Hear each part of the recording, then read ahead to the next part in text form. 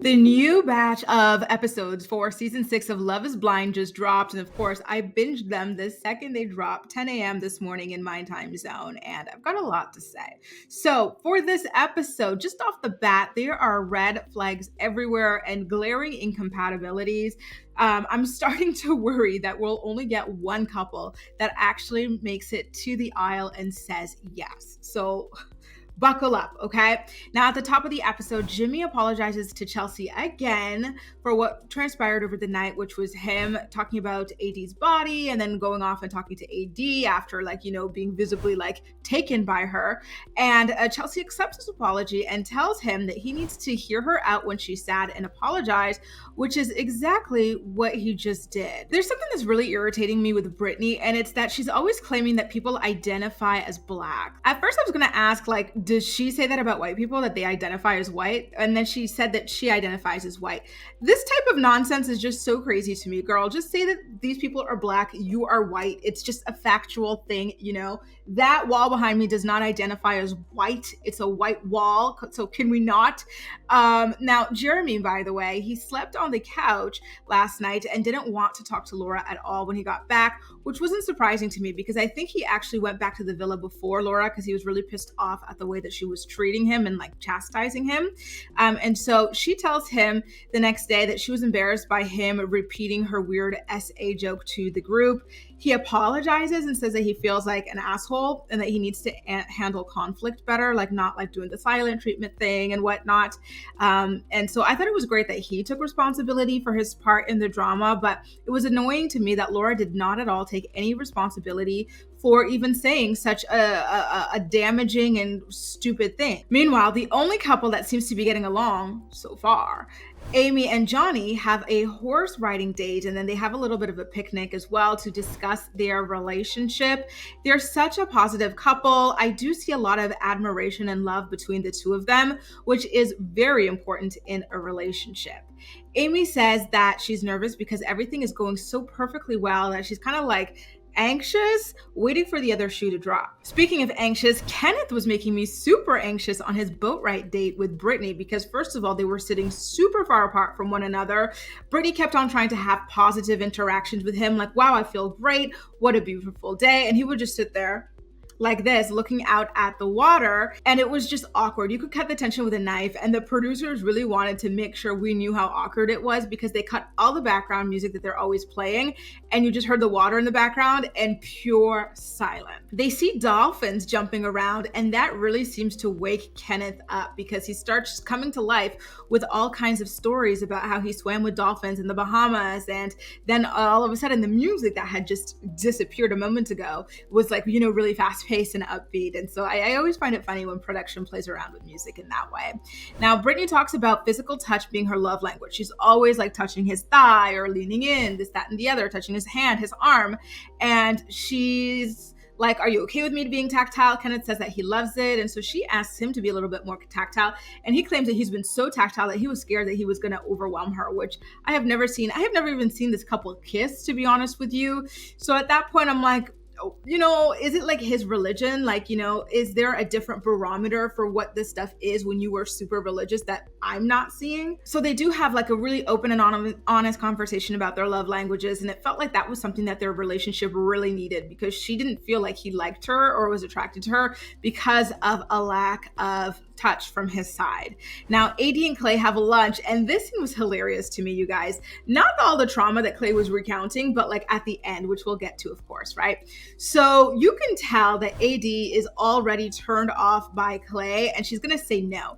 He's drinking some kind of soup, and he is slurping it, which is so disgusting to me. So I totally got how she was feeling. I muted it. I'm lucky I can mute and not listen to this, but she was there listening to it up close across the table from it. And he didn't thank the waitress. When the waitress came with their food, she said thanks when she got her plate, and he didn't say anything, so she said thank you for him. And I'm like, ooh, girl, if she's like me, all about politeness, especially in restaurants and stuff like that, when people are helping you and doing things for you, that probably was a huge turnoff for her. I'm sorry, but between that, the slurping of the soup and the fact that Clay didn't even know how engagement rings worked, I was like, this man, he comes across as very uncultured to me, and that's a turnoff. So now at the end of the meal, Clay just starts randomly stacking all these plates like really high to where you're kind of nervous they're gonna fall off or whatever. And like in the middle, one of the plates still has all this food and stuff. I thought he was gonna put it at the top, but he's like, let me stack all this food on this just to shove it in the middle of my tower. It was just wild. And you could see that she was stressed out over that. Like they kept zooming in on her face. She's like, then afterwards, after he does his little shift, Clay goes quiet and he's pensive and he's just looking. He's like, I really just want to take this in right now. So he just starts looking like, out towards the water and the beautiful weather and the beautiful everything. And AD starts to get worried. She's like, there's no conversation flowing here. Like, is everything okay? Clay says that, he's being quiet because he's thinking about how he really doesn't want to let her down. And he's stressing out, thinking about their wedding coming up because he knows that it's a very important date to her. And I'm like, oh, it's important to her. This is a weird way to phrase things. Is it not important to you, Claynathy? And so she picked up on that as well. And she starts worrying that Clay is overwhelmed and backing out of the whole commitment. But he clarifies that he doesn't want to let her down. That's what he's like worried about, not that he's going to let her down. And he's warning her about that. He's getting cold feet because he's never seen a successful marriage. And I don't know. I'm like, he just keeps on saying this to me. He keeps telling you to like run away, turn back. And, AD did say when she sees a red flag, she paints her nails red to match. So to her, I don't know if she's finally gonna whip out the nail polish remover and run in the other direction or not, like she should, right?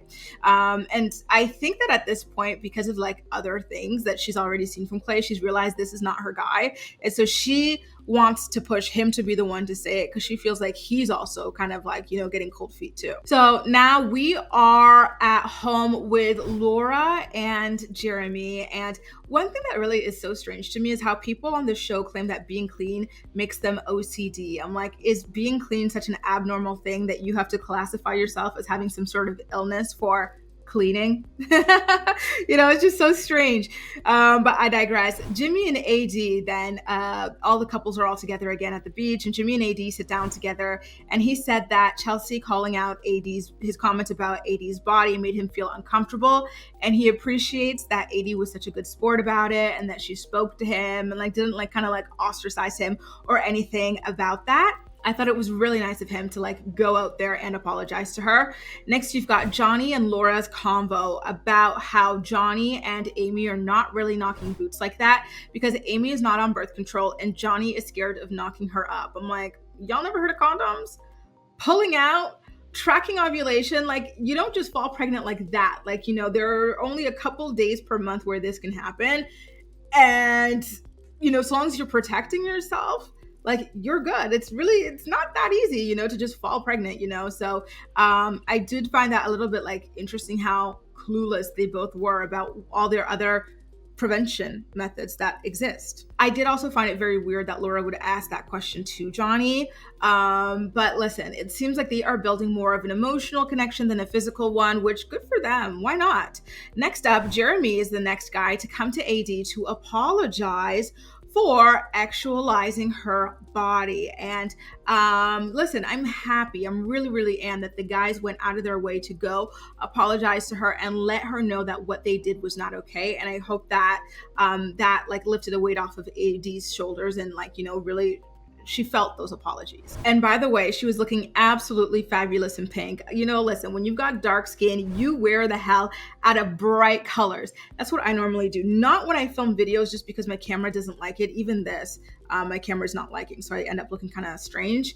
But typically I'm in hot pinks, reds, yellows, like you name it, I'm wearing it. Like you should. When you've got dark skin, it looks so beautiful. So next, they discuss, Jeremy and AD, discuss Clay being a very introspective person who sometimes loses himself in his thoughts. And that really cheers AD up because, from their date that they had over there for lunch, when he kind of disappeared into himself, she kind of like was starting to worry that something was off. Jeremy then tells Amy that he's looking forward to meeting Sierra, and remember that girl that was his second choice. So I guess it was to make sure that like things ended on good terms. But listen, their breakup was very HR and it was very polite. So I don't know why he needs any kind of closure regarding that. Now, by the way, you guys, this is something that keeps popping up every episode since they made it out of the pods. But why is Laura so controlling about what Jeremy wears? Like, why can't he wear a hoodie on the flight? I get that those like tacky Hawaiian shirts are annoying to her. But like a hoodie, really? It's getting weird. Now that they're back in the United States, the couples move into their new homes and Brittany is feverishly unpacking while Kenneth is glued to his phone, checking in on what was going on at the school while he was away. Remember, he is the principal of his school, aka the CEO, the top dog. So he really does have to catch up on that stuff, which I totally understand. Brittany, though, doesn't seem to understand the magnitude of his responsibility. So she kept on, like, just nagging and stuff about unpacking and whatnot. And instead of just doing it herself and letting him get to it later, like maybe while she cooked, like she really wanted him to do it at the same time. I don't know. I'm starting to wonder if Kenneth has any intention of actually unpacking his stuff and like, being engaged, because he's so disengaged from Brittany, like since the boat scene, right? So I don't know. It's not looking too good for this couple. And by the way, does Kenneth not cook at all? Because they were asking what they were going to eat, and he said Brittany had to cook something. They weren't going to order takeout. I'm like, why aren't you offering to cook? What do you mean I have to cook something? The hell, do you not cook? Like, why don't they do it together as a couple, as two grown people doing an activity together that feeds them both, right? I don't know. There's a very big disconnect between this couple, and the producers want to make sure that we see it at this point. Where the heck are they getting these tiny, narrow couches from? And they look so stiff. No offense to Wayfair. By the way, are they still allegedly trafficking people, passing them off as furniture? I didn't say that. It was an intrusive thought. But I remember getting a Wayfair couch once, and it reminded me of that. It was just so narrow and stiff. So my back broke pretty much watching AD and Clay try to cuddle on their like little, rinky-dink couch. Listen, I don't know why, but I see so much sadness behind Clay's eyes. I see a tortured soul fighting back a lot of demons, to be honest with you, like a lot of pain. And I don't know, like just reading him, I get the vibe that he wants to be this stand-up husband and father and all of these things, but that he is just not really capable of it based off of his surroundings. And it's fascinating that as I'm thinking that, he starts talking about that again, because he did mention this early on in the season. He said that, his dad was basically a whore who used to frequently cheat on his mom with multiple women. Sometimes the dad would even bring Clay with him to these cheating sessions and whatnot. And he talks about how like he's just never seen anyone in his family or in his friend group. Even when he looks up to Black celebrity men, they are trifling as well too, having kids by any and everybody, cheating on people, having kids outside of like their marriage or their relationships and stuff. Like, it's truly an epidemic, you guys. Like, I'm sorry, but they've got to do better, So I did like the conversation that he was having with AD. He was very open, hard in his hands or hard on his sleeves or whatever. And again, I like that he's honest, but at the same time, to me, this is a red flag. I would not date someone who comes from these circumstances and doesn't have anything like to model his partnership based off of, his husbandhood, his whateverhood, boyfriendhood, you name it. To me, it's a big warning flag. And I feel like that's why his eyes look so tortured, is because he is warning AD, listen, because I am surrounded by so many men who are not worth a damn, I fear that I too am not worth a damn. I know that, I'm capable of doing this too. And my excuse is going to be, oh, well, another guy never taught me how to do it. Meanwhile, because for example, he's talking about looking up to Black celebrities and, look at Future, look at Nick Cannon, look at Tristan Trash Can Thompson, all these people. Go look at other races of celebrities. Go look at white celebrities who are doing it right. You know what I mean? Like, I feel like if you really want to have a good example, you can go ahead and have it. But I feel like he's laying the foundation of excuses for why he's going to do some trifling stuff to AD, and I don't like it, to be honest with you. He never once said, oh, like, even though I've got all of this working against me, I've been like working hard to make sure that I too don't fall down that path. No, he just explains to her all this stuff the same way he always does, in a very matter of fact kind of style. Anyway, you guys, that does it. A recap of what went down on Love is Blind Season 6, Episode 7. As usual, I'm more excited to hear what you have to say about everything, so please do make sure to leave all of your thoughts and opinions in the comment section. And of course, we'll chat. And don't forget to subscribe to my channel if you haven't already, and like this video if you enjoyed it. Bye now. See you in my next recap.